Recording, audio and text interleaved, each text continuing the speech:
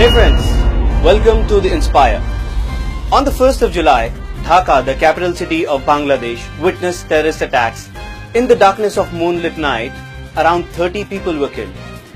The Daily Star, a leading newspaper in Bangladesh, reported that one of the terrorists had shared a well-known Indian preacher, Dr. Zakir Naik's speech on Facebook almost a year ago. Anybody's guess? Immediately afterwards, the social media erupted in complete madness. There were rumors that terrorists had links with Zakir Naik and whatnot. Now, how could electronic media stay aloof? And that's how the media trial of Zakir Naik started. It's fact-check time. It is said that Zakir Naik has inspired the terrorists not just in Bangladesh but worldwide. They pay for the guns and the mercenaries and the suicide bombers. And now that it has been proved that he inspired the terrorist strike in Dhaka, we don't know where to look. His words today inspire terrorist attacks all over the world. The ISIS module in Bangladesh was inspired by him. Correction. The Bangladeshi newspaper, the Daily Star, has clarified that it never said that the terrorists were inspired by Zakir Naik.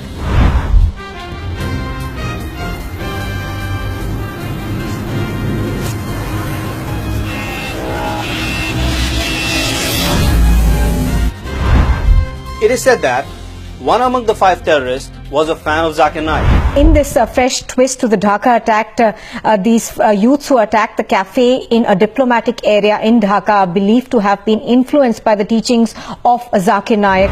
Correction.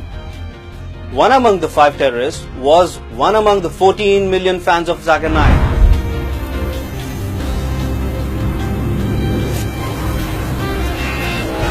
Of course, out of these 14 million, there could be a few black sheep as well. It is said that Zakir Naik urges Muslims to become terrorists. That every Muslim should be a terrorist. Correction. The statement is used out of context. Let's hear what he has exactly said. If a criminal sees a policeman, he's terrified.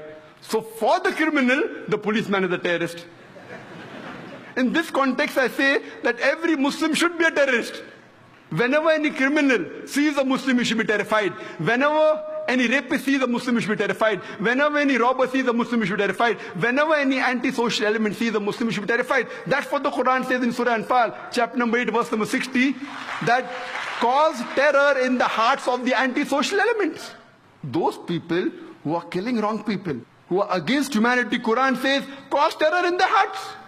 I know that commonly the word terrorist means terrorizing innocent human beings. In this context, no Muslim should ever terrorize any innocent human being. It is prohibited in Islam. We may find a problem with the way he spoke and the kind of example he gives, but his intention is very clear. He is nowhere instigating people to take up arms and terrorize innocent civilians. It is said that Zakir Naik supports Islamic State. The ISIS module in Bangladesh was inspired by him. Correction. Zakir Naik calls ISIS an anti-Islamic state. That these people who claim to be Islamic State of Iraq and Syria, they are killing innocent human beings. Even if they're non-Muslim, it's not allowed in the Quran. So my view is they are anti-Islamic State of Iraq and Syria. They cannot be Muslims. Muslim is a person who submits his will to Almighty God. And no Muslim will ever kill any innocent human being. So according to me, they are anti-Islamic State of Iraq and Syria. Hope that answers the question. So to conclude, we might not agree with all the views of Zakir Naik, but that does not make him a sympathizer of ISIS or any terrorist outfit for that matter.